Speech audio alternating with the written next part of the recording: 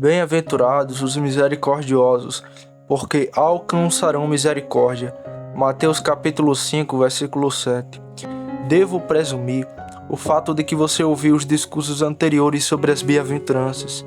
Se ainda não fez, não posso agora repetir tudo o que disse, mas posso lembrar-lhe que comparei a bem-aventurança a uma escada de luz e observei que cada uma delas se eleva acima, e acima daquelas que o precedeu. Portanto, você notará que o caráter mencionado aqui é mais elevado do que aqueles que foram apresentados antes, mais elevado do que o do homem que é pobre de espírito ou que chora. Essas coisas dizem respeito a ele mesmo. Ele ainda está fraco e dessa fraqueza cresce a mansidão de espírito, o que o fez suportar os erros dos outros. Mas ser misericordioso é mais do que isso, pois o homem agora não apenas suporta os erros, mas também confere benefícios.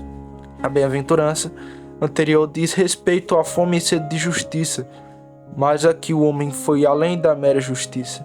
Ele se elevou além da busca daquilo que é certo, para a busca daquilo que é bom, gentil e generoso, e o fazendo coisas gentis para com seu próximo.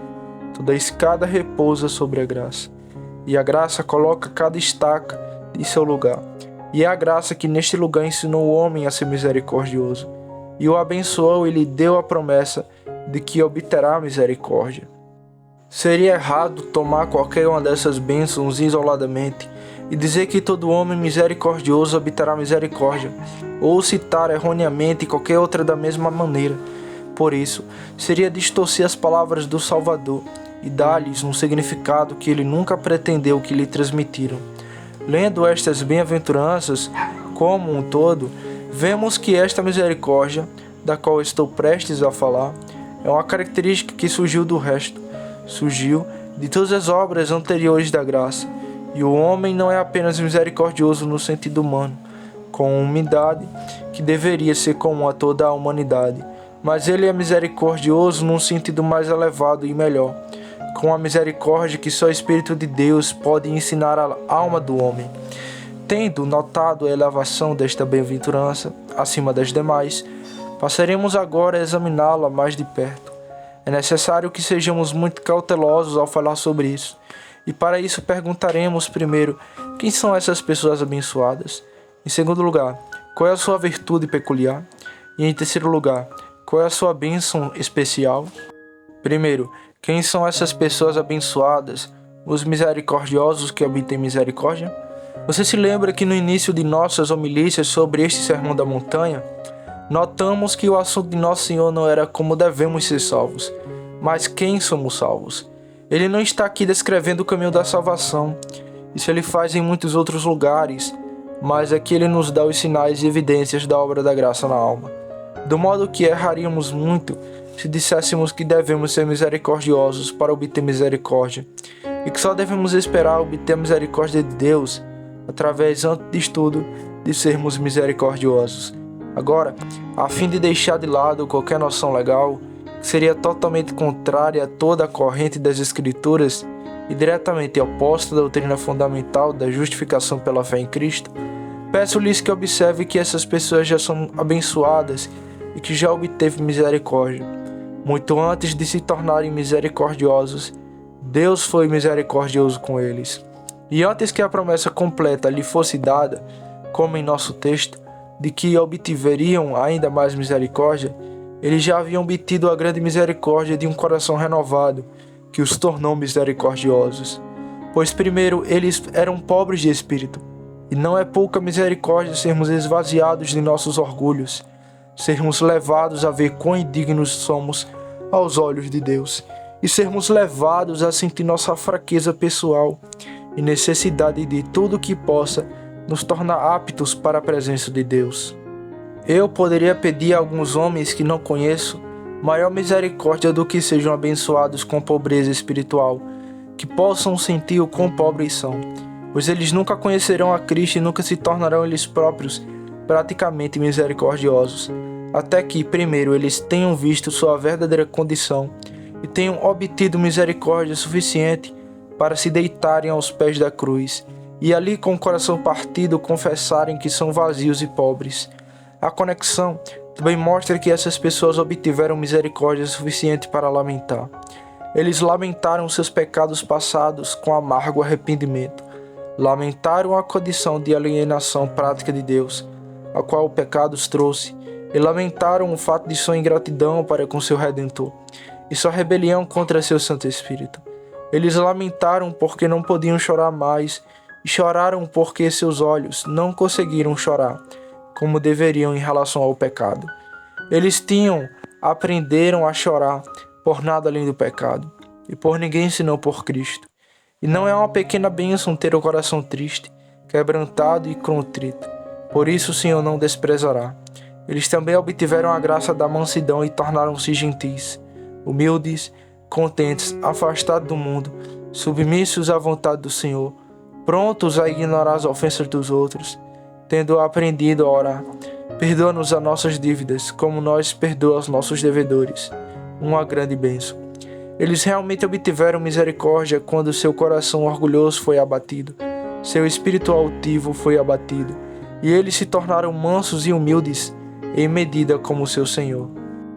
Eles obtiveram ainda mais graça, pois foram ensinados a ter fome e sede de justiça. Eles tinham um apetite espiritual pela justiça que vem de Deus pela fé. Eles também tinham uma fome sagrada pela justiça prática, que é a obra do Espírito de Deus. Eles amavam o que era certo e ansiavam por fazê-lo. Eles ansiavam por ver o reino de justiça estabelecido e a vontade de Deus prevalecendo sobre toda a terra. Não foi isso realmente para obter misericórdia? E se daí surgiu o caráter de ser misericordioso, não deveria ser atribuído a nada em si ou considerado como uma consequência natural de sua própria disposição, mas como outro dom da graça, outro fruto que cresceu a partir de frutos especiais que já foi dado. Já não foi dito sobre essas pessoas: deles é o reino dos céus, eles não obtiveram misericórdia. Não foi dito que eles serão consolados? Quem ousa dizer que não obteve misericórdia? Não foi dito deles que eles herdarão a terra? Como você chama isso senão misericórdia? Não havia a voz de Cristo declarado: eles serão fartos? Não foi esta misericórdia plena? E por isso digo que o povo que nosso texto fala era um povo que já haviam obtido misericórdia. Eles eram eles próprios troféus singulares de misericórdia. E o fato de terem demonstrado misericórdia para com os outros era inevitável como resultado do que havia sido feito por eles e operando neles, pelo sempre abençoado Espírito de Deus. Eles não foram misericordiosos porque tinham um coração naturalmente terno, mas misericordiosos porque Deus o tornou pobre de espírito. Não misericordiosos porque tinham antepassados generosos, mas misericordiosos porque eles próprios choraram e foram consolados. Eles não eram misericordiosos porque buscavam a estima de seus semelhantes, mas porque eram eles próprios mansos e humildes e herdavam a terra, e desejavam que outros pudessem desfrutar como eles das bênçãos do céu. Eles não foram misericordiosos porque não podiam evitar, e se sentiram obrigados a sê-lo devido a alguma restrição da qual escapariam com prazer, mas foram alegremente misericordiosos, pois tinham fome e sede de justiça e foram saciados. Agora em segundo lugar, qual é a virtude específica que aqui é atribuída a esses abençoados? Eles foram misericordiosos. Ser misericordioso incluiria, antes de tudo, bondade para com os filhos da miséria e as filhas da penúria. Nenhum homem misericordioso poderia esquecer os pobres. Aquele que passou por seus males sem simpatia e viu seu sofrimento sem aliviá-los, poderia tagarelar como faria sobre a graça interior, mas não poderia haver graça em seu coração. O Senhor não possui como membro de sua família alguém que possa ver seu irmão passando necessidade e feche suas entranhas de compaixão dele. O apóstolo João pergunta com razão: como habita nele o amor de Deus? Não os verdadeiramente misericordiosos têm consideração pelos pobres. Eles pensam neles. Seus próprios confortos os fazem pensar neles. Outras vezes seus próprios desconfortos o farão. Quando estão doentes e cercados de muito alívio, eles se perguntam como estão aqueles que estão doentes e também na pobreza. Quando a rajada os atinge e suas roupas estão quentes, eles pensam com pena daqueles que tremem com o mesmo frio, mas estão escassamente cobertos com trapos. Os seus sofrimentos e as suas alegrias ajudam-nos a considerar os pobres. Eles os consideram praticamente. Eles não dizem apenas que simpatizam e esperam que os outros ajudem, mas doam os seus bens de acordo com a sua capacidade, com alegria, para que os pobres não faltem, e ao lidar com eles não são difíceis. Eles remeterão até onde puderem fazê-lo com justiça. Tudo que possam ter exigido deles e não a perseguirão ao extremo, nem os enganarão como fazem aqueles que procuram esfolar uma pedreira e obter o último pedaço e o último centavo dos mais pobres. Não, onde Deus deu a um homem um coração novo e um espírito reto, há grande ternura para com todos os pobres, especialmente grande amor para com os santos pobres. Pois embora cada santo seja uma imagem de Cristo, o santo pobre é uma imagem de Cristo colocada na mesma moldura em que a imagem de Cristo deve ser colocada, a moldura da pobreza humilde. Vejo em um santo rico muito parecido com seu mestre, mas não vejo como ele poderia dizer com sinceridade: não tenho onde reclinar a cabeça. Nem desejo que ele diga isso, mas quando vejo a pobreza, bem como tudo mais é semelhante a Cristo, penso que sou obrigado a sentir o meu coração indo especialmente para lá. É assim que ainda podemos lavar os pés de Cristo, cuidando dos mais pobres do seu povo. É assim que as mulheres honradas andam e podem ministrar a Ele com seus bens. É assim que ainda podemos fazer uma grande festa para a qual podemos convidá-lo, quando convocamos os pobres e os coxos, os cegos que não podem nos recompensar. Estamos contentes em fazê-los por Jesus. Pelo amor de Deus, diz que de Crisóstomo que ele pregava tão continuamente a doutrina da esmola na igreja cristã que o chamavam de pregador da esmola, e acho que não era um título ruim para um homem usar. Hoje em dia, quase se tornou um crime socorrer os pobres. Na verdade, não sei se não existem alguns estatutos que possamos quase nos tornar passíveis de processo por isso. Só posso dizer que o espírito da época pode ser sábio sobre alguns aspectos, mas não me parece ser muito claramente o espírito do Novo Testamento. Os pobres nunca deixarão de estar na terra, e os pobres nunca deixarão de estar na igreja de Cristo. Eles são o legado de Cristo para nós. É certo que o bom samaritano tirou mais do pobre que entrou em Jerusalém e Jericó do que o pobre tirou dele. Ele tinha um pouco de azeite e vinho e 2 centavos para a despesa da pousada, mas o samaritano teve seu nome na Bíblia, e ali foi transmitido à posteridade um investimento maravilhoso, barato. E em tudo que damos, a bênção vem para quem dá, pois você conhece as palavras do Senhor Jesus. Como ele disse: mas bem-aventurado é dar do que receber. Bem-aventurados aqueles que são misericordiosos com os pobres. Em seguida, o homem misericordioso tem olhos ansiosos, olhos chorosos para os enlutados que estão ao seu redor. O pior mal do mundo não é a pobreza, o pior dos males é o espírito deprimido. Pelo menos não conheço nada que possa ser pior do que isto. E há mesmo entre os excelentes da terra alguns que raramente têm um dia brilhante durante todo o ano. Dezembro parece governar todos os 12 meses. Por causa do peso, eles ficam sujeitos à escravidão durante toda a vida. Se eles marcham para o céu e dão muletas, como fez o Senhor pronto para parar, e regam um caminho com lágrimas, como fez a senhora muito medrosa, às vezes ele tem medo de nunca terem sido convertidos. Em outro momento, eles cairiam em desgraça. Em outro momento, eles cometeram um pecado imperdoável. Em outro momento, Cristo se foi deles e eles nunca mais verão sua face. Eles estão cheios de todos os tipos de problemas. Eles cambaleiam para lá e para cá. E cambaleiam como um homem bêbado. E muitas vezes ficam sem saber o que fazer. Há muitos cristãos que sempre saem do caminho de pessoas como essas. Ou se as encontram, dizem: é o suficiente para causar miséria a qualquer pessoa. Quem quer conversar com essas pessoas?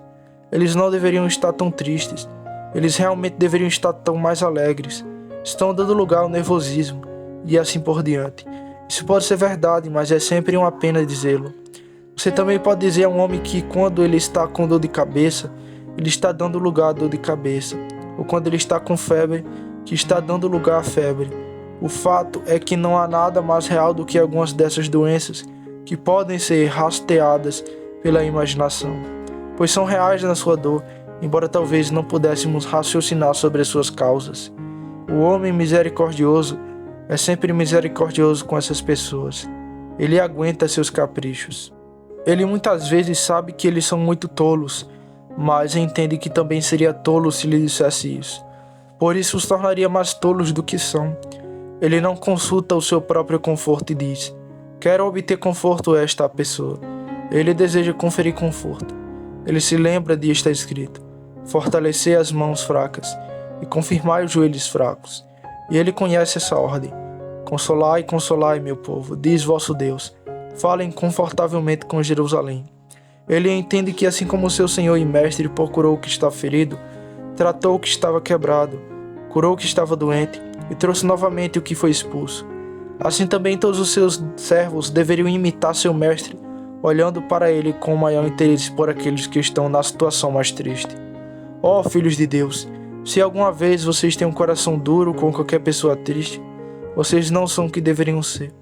Você não é como seu Mestre, vocês não são como vocês mesmos, mas estão em seu estado correto, pois quando estão em seu estado correto, vocês são ternos, compassivos e cheios de compaixão, pois aprenderam com o Senhor Jesus que os misericordiosos são abençoados e que eles obterão misericórdia.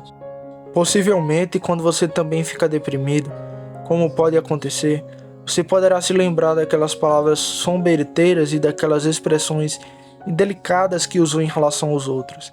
Quando ficarmos muito grandes, pode ser que o Senhor nos derrube e ficaremos felizes com qualquer pequeno buraco de rato para esconder nossa cabeça.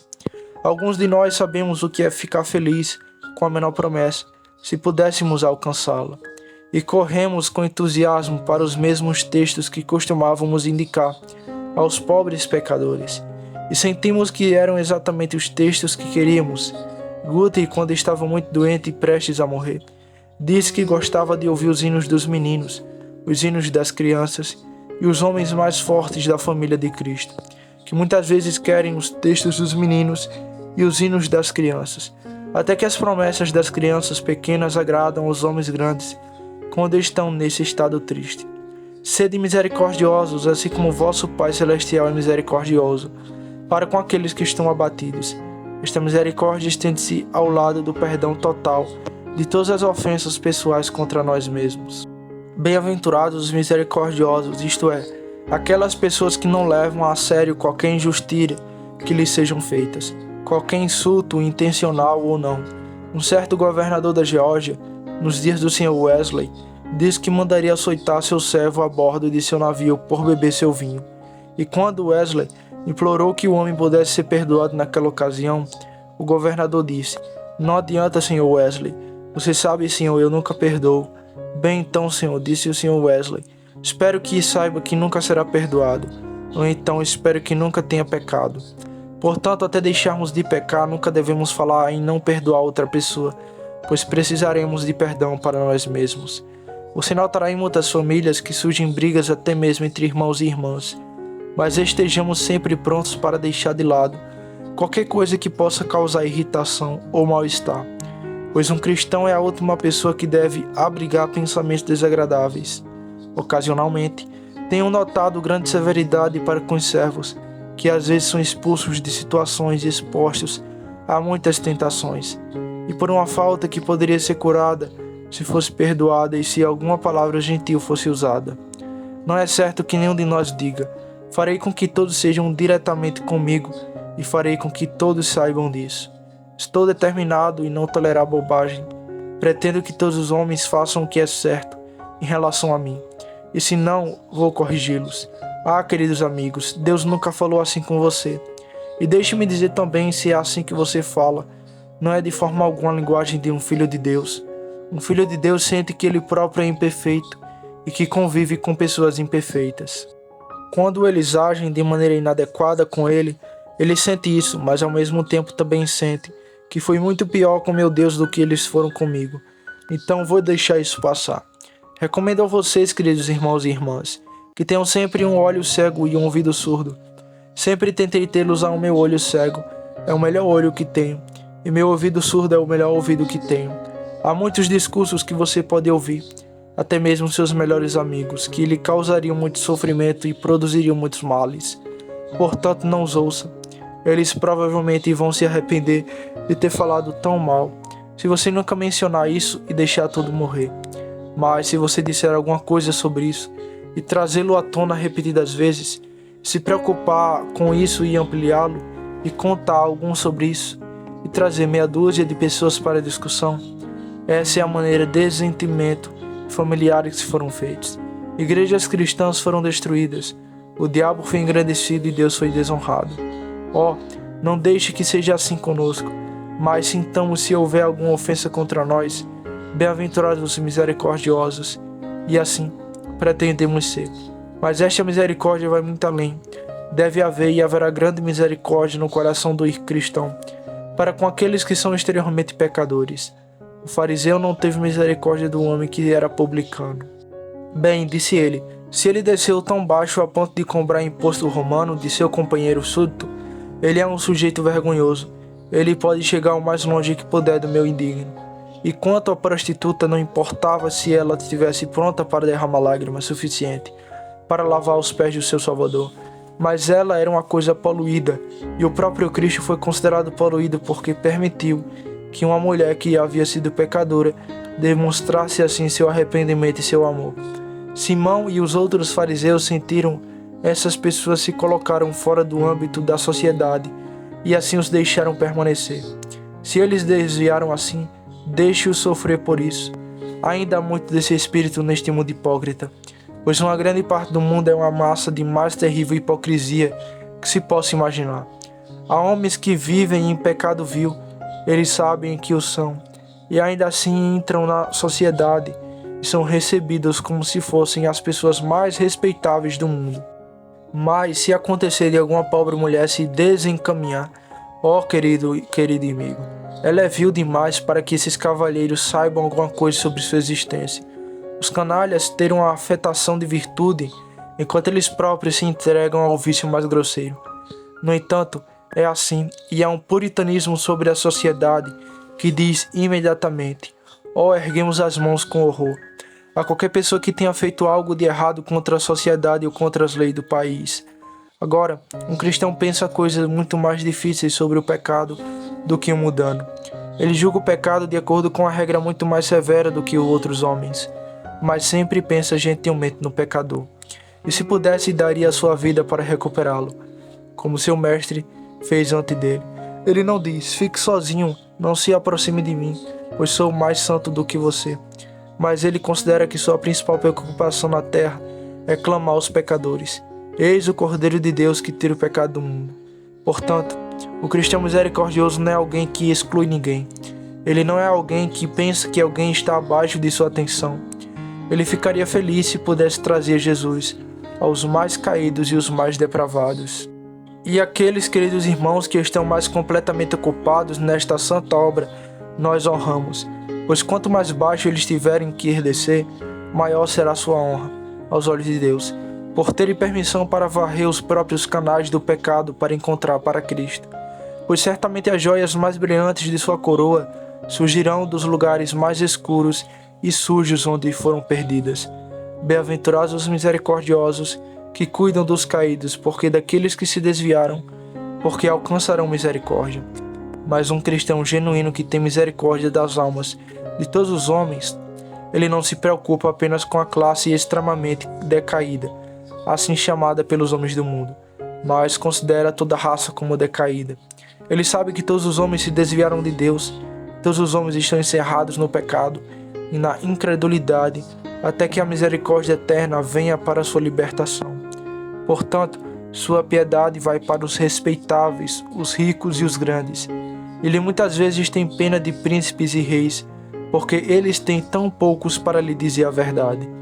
Ele tem pena dos pobres ricos, pois embora haja esforço para a recuperação das classes trabalhadoras, quão pouco esforço são feitos para a recuperação de nobres e para trazer grandes pecadores com os direitos honoráveis e conhecerem Jesus Cristo. Ele sente pena deles e sente pena de todas as nações que estão nas trevas pagãs e aquelas que estão presas no papado. Ele deseja que a graça chegue a todos e que a verdade do Evangelho seja proclamada em todas as ruas e que Jesus seja dado a conhecer a cada filho e filha de Adão. Ele tem um amor por todos eles, e rogo-lhes, irmãos, que nunca brinquem com este verdadeiro instinto da natureza recém-nascida. A grande doutrina da eleição é muito preciosa para nós, e nós a mantemos com muita firmeza. Mas há alguns que permitem que essa doutrina esfrie o seu amor para com seu semelhante. Eles não parecem ter muito zelo pela sua conversão. Ficam bastante contentes em sentar-se ou ficar ociosos e acreditar que os decretos e propósitos de Deus serão cumpridos. Assim o farão, irmãos, mas será através de cristãos calorosos que levam outros a Jesus. O Senhor Jesus verá o trabalho de sua alma, mas será por meio de alguém que for salvo, contando a salvação a outro, e esse outro a um terceiro, e assim por diante, até que o fogo sagrado se espalhe, até que a terra seja circundada com sua chama. O cristão é misericordioso para com todos e anseia ansiosamente que eles possam ser levados a conhecer o Salvador, e faz esforços para alcançá-los. Com o máximo de sua capacidade, ele tenta ganhar almas para Jesus.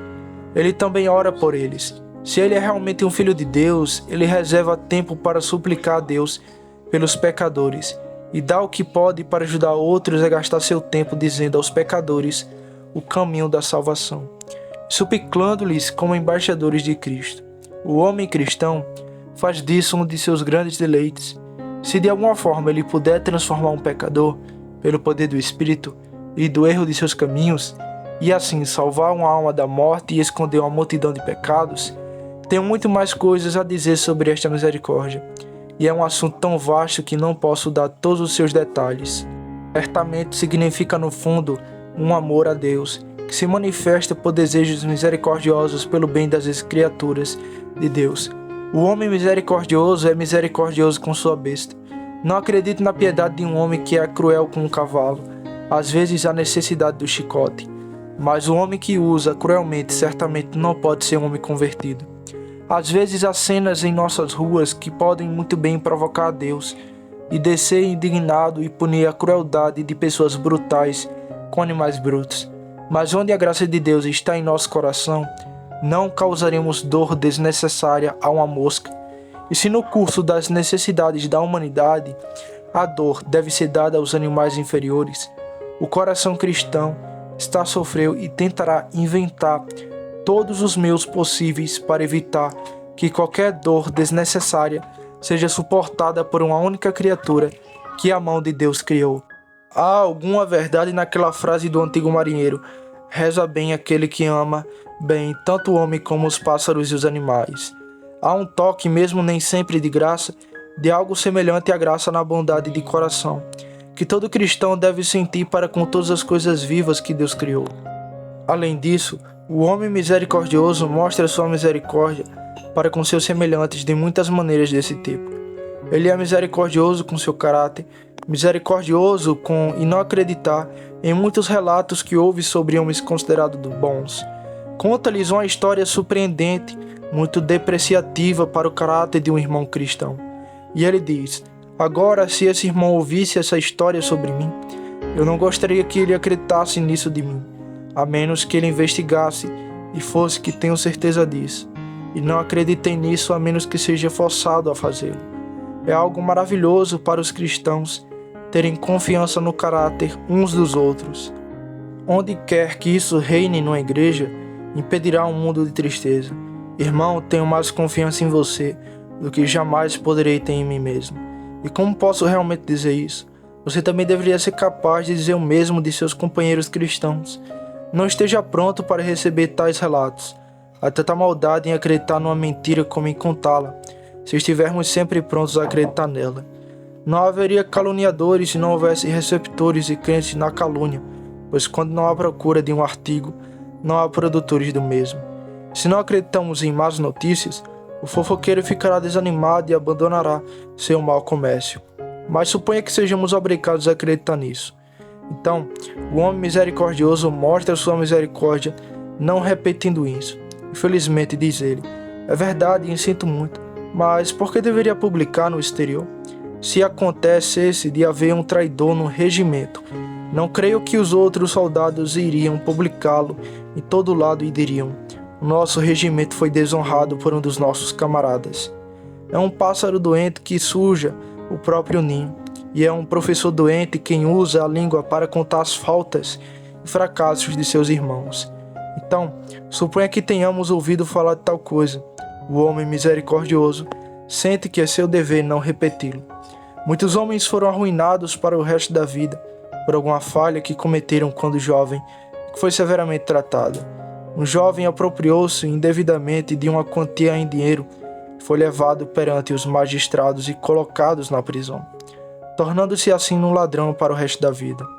O perdão pela primeira ação, com oração e repreensão gentil, poderia tê-lo conquistado para uma vida de virtude, ou quem sabe, para uma vida de piedade. Cabe ao cristão, de qualquer forma, não expor a menos que seja absolutamente necessário, como às vezes é, mas lidar sempre com os que erram da maneira mais gentil possível. E, irmãos, devemos ser misericordiosos uns com os outros, procurando nunca olhar para o pior lado do caráter de um irmão. Como alguns são rápidos em espionar as falhas de outras pessoas. Eles ouvem um senhor fulano de tal e é muito inútil na igreja e dizem: sim, ele é, mas tem um jeito muito curioso de trabalhar, não é? E ele é tão exécrito. Bem, você já conheceu um bom homem que fosse muito bem sucedido, que não fosse nem um pouco exécrito? Algumas pessoas são muito suaves para fazer alguma coisa. São os nós estranhos que constituem a força do nosso caráter. Mas por que ser tão rápido em apontar todas as nossas falhas? Você sai quando o sol está brilhando intensamente e diz: sim, este sol é um iluminador muito bom, mas observo que ele tem manchas. Se você fizer isso, é melhor guardar seu comentário para si mesmo, pois ele fornece mais luz do que você, e quaisquer que sejam os pontos que você possa ter ou não. E muitas pessoas excelentes no mundo têm manchas, mas ainda assim prestam um bom serviço a Deus e à sua idade. E portanto não sejamos sempre os descobridores de manchas, mas olhemos para o lado positivo do caráter do irmão, em vez do lado sombrio. E sentimos que aumentamos em reputação quando outros cristãos aumentam em reputação, e que como eles têm honra através de sua santidade, nosso Senhor é a glória disso, e nós compartilhamos um pouco do conforto disso. E nunca nos jutemos aos clamores que às vezes são levantados contra homens, que podem ter cometido ofensas muito pequenas. Muitas e muitas vezes ouvimos homens chorarem, suas vozes soando com o latido de uma matilha de cães contra algum homem por um juramento equivocado, ou o que era pouco mais abaixo ele. E se acontecer de ele ter algum problema financeiro ao mesmo tempo, então certamente deve ser um sujeito sem valor, pois a falta de ouro é para alguns homens uma prova clara de falta de virtude, e a falta de sucesso nos negócios é considerada por muitos, alguns como o mais condenável de todos os vícios. Mas de tais protestos contra homens bons que cometem erro, possamos ser libertos, e que a nossa misericórdia sempre tome a forma de estarmos dispostos a restaurar ao nosso amor e à nossa sociedade qualquer um que possa ter errado, mas que no entanto mostre arrependimento sincero e verdadeiro e um desejo dobravante de adornar a doutrina de Deus, seu Salvador, em todos os aspectos. Você que é misericordioso estará pronto para receber seu irmão pródigo quando ele voltar para a casa de seu pai. Não seja como o irmão mais velho e ao ouvir a música e a dança pergunte o que essas coisas significam, mas considere correto que todos fiquem felizes quando aquele que estava perdido foi encontrado, aquele que estava morto reviveu. Só posso dar dicas que possam servir a um a outro de vocês. Meus irmãos e irmãs, devemos ser misericordiosos no sentido de não permitir que outros sejam tentados além do que são capazes de suportar. Você sabe que existe algo como expor nossos jovens à tentação. Os pais às vezes permitem que seus filhos comecem a vida em casa, onde há uma chance de ascensão, mas onde há uma chance maior de cair em grande pecado. Não estimam os riscos morais que às vezes não correm ao lado e ao colocar seus filhos em casas grandes, onde não há consideração pela moral, e onde não há milhares de redes de Satanás espalhadas para capturar pássaros incautos. Seja misericordioso com seus filhos. Não deixe que eles sejam expostos a males que foram, talvez, fortes demais para você em sua juventude, e que serão poderosos demais para eles. Deixe que sua misericórdia os considere e não os coloque nessa posição. E quanto aos seus funcionários e empregados, não às vezes, quando temos pessoas desordenadas ao nosso redor, somos tão culpados quanto eles. Não trancamos nosso dinheiro e cuidamos bem dele. Se tivéssemos feito isso, eles não poderiam tê-lo roubado. Às vezes deixamos as coisas de lado e, através do nosso descuido, muitas vezes pode surgir a sugestão: posso pegar isto e aquilo? E assim podemos ser participantes de seus pecados por nossa própria falta de cuidado. Lembre-se, eles são apenas homens e mulheres. Às vezes eles são apenas meninos e meninas. E não coloque isca diante dele, não brinque de pata de gato para Satanás, mas mantenha a tentação deles tanto quanto estiver em você. E sejamos misericordiosos tanto com as pessoas, não esperando muito delas. Acredito que há pessoas que esperam que aqueles que trabalham para elas trabalhem 24 horas por dia, ou algo assim. Por mais difícil que seja a tarefa, nunca lhe ocorre que a cabeça dos seus servos doa ou que suas pernas ficam cansadas. Para que eles foram feitos senão para serem escravos de nós? Esse é o tipo de noção que alguns têm, mas não é a noção de um verdadeiro cristão. Ele sente que deseja que seus servos e seus dependentes cumpram o seu dever e fica triste ao descobrir que muitos deles não podem ser obrigados a fazer isso. Mas quando os vê fazendo isso diligentemente, muitas vezes sente por eles ainda mais do que ele sente para si, pois ele é atencioso e gentil. Quem gosta de conduzir um cavalo por aquele quilômetro extra que o faz se sentir pronto para cair? Quem desejaria arrancar de seu próximo aquela hora extra de trabalho que é exatamente o que o torna miserável? Colocando tudo o que eu disse em uma frase, vamos, queridos amigos, ser ternos, atenciosos, gentis com todos.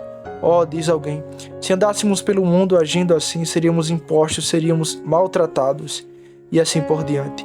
Bem, experimente, irmão. Experimente, irmã, e você descobrirá que qualquer miséria que lhe sobrevém, por ser muito compassivo, muito gentil e muito misericordioso, será uma aflição tão leve que não será digna de ser comparada com a paz de espírito que isso lhe trará, e a fonte constante de alegria que isso colocará em seu próprio seio, bem como no seio dos outros. E agora, encerrarei notando brevemente a bênção que é prometida àqueles que são misericordiosos. Dize deles que obterão misericórdia. Não posso deixar de acreditar que isso significa tanto na vida presente como na vida futura. Certamente este é o significado de Davi no Salmo 41. Bem-aventurado aquele que considera o pobre, o Senhor o livrará no tempo da angústia, ele será abençoado na terra. Esse texto desapareceu completamente sobre a nova dispensação? Essas promessas são destinadas apenas aos velhos tempos legais? Ah, irmãos, nós temos o sol, mas lembre-se de que quando o sol brilha, as estrelas também brilham.